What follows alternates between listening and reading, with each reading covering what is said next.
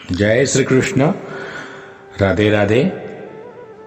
राधे सत्संग में सत्संग का रसपान करते सभी आत्मीय जनों, श्री वल्लभ की प्रेरणा से प्रेरित होकर आज हम राधे सत्संग में ऋषि पंचमी के बारे में और ऋषियों की जानकारी लेंगे। लेकिन इससे पूर्व अगर आपने राधे सत्संग चैनल को सब्सक्राइब न किया हो तो कर लेना, जिससे आपको हर सत्संग की जानकारी नोटिफिकेशन से मिलती रहे। प्रियजनों, हम जानते ही हैं कि ऋषियों की संख्या 7 है, लेकिन क्या हमने सोचा कभी कि ऋषियों की संख्या 7 ही क्यों? तो हर काल में अलग अलग सप्तर्षि रहे हैं। तो आज हम जानने की कोशिश करें कि कौन से काल में कौन ऋषि थे।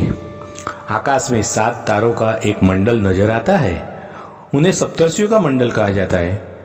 इसके अतिरिक्त सप्तर्षि से उन 7 तारों का बोध होता है जो ध्रुव तारे की परिक्रमा करते हैं, और उक्त मंडल के तारों के नाम भारत के महान 7 संतों के आधार पर ही रखे गए हैं।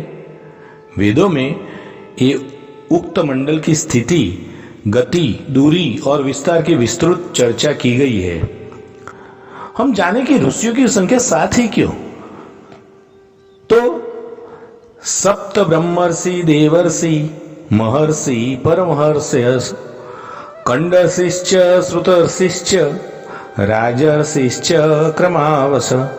तो पहले ऋषि है कश्यप। जो कश्यप ऋषि की 17 पत्नियां थी। अदिति नाम की पत्नी से सभी देवता और दिति नाम की पत्नी से दैत्यों की उत्पत्ति मानी गई है। शेष पत्नियों से भी अलग अलग जीवों की उत्पत्ति हुई है। दूसरे ऋषि है अत्रि। त्रेता युग में श्री राम, लक्ष्मण और सीता वनवास समय में अत्रि ऋषि के आश्रम में ही रुके थे। इनकी पत्नी अनसुया थी। अत्रि और अनसुया के पुत्र भगवान दत्तात्रेय है। तीसरे ऋषि है भारद्वाज। इनके पुत्र द्रोणाचार्य थे। भारद्वाज ऋषि ने आयुर्वेद सहित कई ग्रंथों की रचना की है। प्रियजनों, चौथे ऋषि है विश्वामित्र, कि जिन्होंने गायत्री मंत्र की रचना की थी। भगवान श्री राम और लक्ष्मण के गुरु थे। विश्वामित्र ही श्री राम और लक्ष्मण को सीता के स्वयंवर में ले गए थे। विश्वामित्र जब तप कर रहे थे तब मेनका ने इनका तप भंग किया था। पांचवें ऋषि है गौतम ऋषि।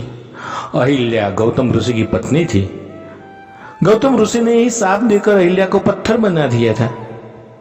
और हम सबसे बहुत विदित है कि श्री राम की कृपा से ही अहिल्या ने पुनः अपना रूप प्राप्त किया था।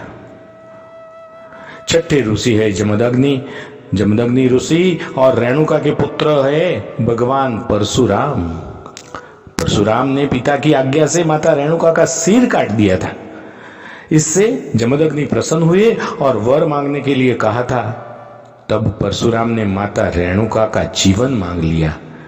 तो जमदग्नि ने अपने तप के बल से रेणुका को फिर से जीवित कर दिया।